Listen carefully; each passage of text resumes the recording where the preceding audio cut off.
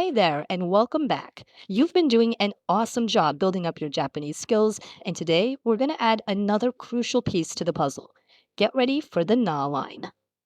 So, are you ready to unlock even more of the Japanese language? Because these next five characters are going to open up a ton of new words for you. Let's dive right in. All right, here they are, the stars of today's show. Let's get a first look and listen. We've got na is na, ni is ni, nu is nu, ne is ne, and no is no. Let's try that together, shall we? Na, ni, nu, ne, no. Perfect. By the end of this, these are going to feel like old friends. So here's our game plan. We'll start with how to write them, getting that stroke order just right. Then we'll see them in action with some real words you might already know. We'll follow that up with a quick little challenge to test your memory, and then we'll wrap it all up. Sound good? Okay, let's get our pens ready, or, just trace in the air. Time to get writing. And listen, getting the stroke order right is so important. It's not just about being tidy, trust me. It's about building that muscle memory so you can write smoothly and quickly without even thinking about it. So let's nail this from the start. First up, we have na. This one makes the na sound, just like it looks, and it takes 4 strokes to get it done. All right, follow along with me. Step 1, a little horizontal line at the top. Easy. Step 2, a nice vertical line slicing right through it. Got it? Step 3 is just a tiny tick over on the right. And for the grand finale, step 4, a big, beautiful sweeping curve to finish it off. See? Horizontal, vertical, tick, and curve. You got this. Okay, 1 down, 4 to go. Next up is ni. This is our ni sound. And hey, good news, it's a little simpler. Just 3 strokes for this one. So for ni, the order is everything. You're going to start with that long vertical line on the left. Then hop over to the upper right for a short horizontal line, and then pop another one right underneath it. Boom, boom, boom. 3 strokes, and you're done. All right, deep breath for this next one. This is new for the sound new. Now, I know what you're thinking. It looks kind of complex, right? All those curves and that little loop. But believe it or not, it's only 2 strokes. Let's tackle it. The first stroke is just this nice downward curving line. The second stroke is where the magic happens. It's one continuous motion. You start up top, curve down, cross over that first line, and then you finish with that little pretzel loop at the end. That loop is totally its signature move. Moving on, we've got ne, which gives us the ne sound. Now, at first glance, it might look a little like its cousin, nu. It's also 2 strokes and has a loop, but the way you build it is completely different. So here's the secret to ne. You start with a simple vertical line on the left.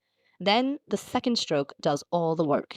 It goes across, zigs down and across again, and then finishes in that swirly loop. And here's a super helpful tip. A lot of people think it looks like a cat, with a curly tail at the end, which is perfect because the word for cat, neko, starts with this very character. How cool is that? And finally, we've reached the last character of the N line. And I think we saved the easiest for last. This is no for no. And get this, it's just one single beautiful stroke. Seriously, look at this. It's just one smooth, sweeping curve. You start at the top, swoop down and around, and you're done. That's it. It's kind of like a little reward after working through those loops and curves, right?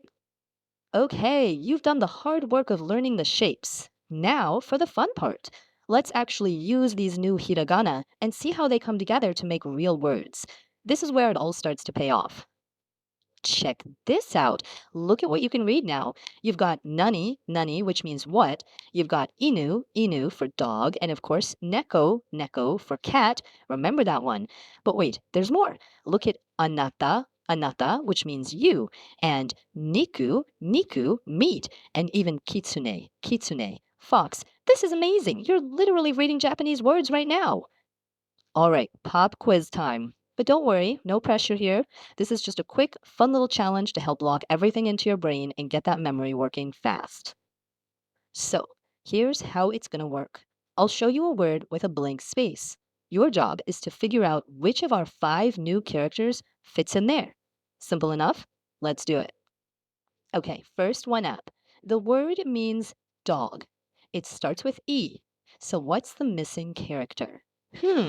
Take a second. What makes the word for dog? Did you get it? The answer is Inu. Of course. Inu, Inu means dog.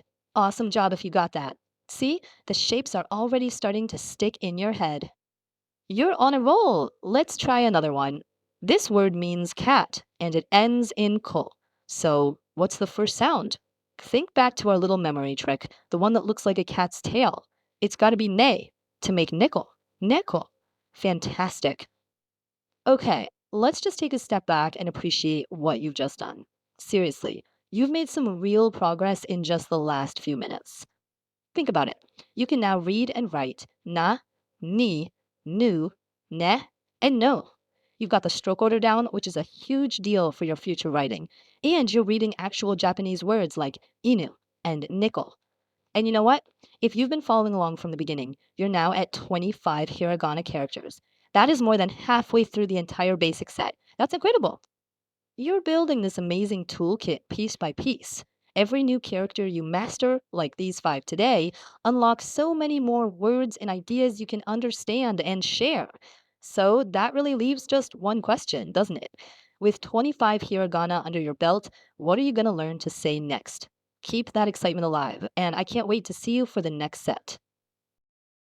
Please follow us to learn better Japanese.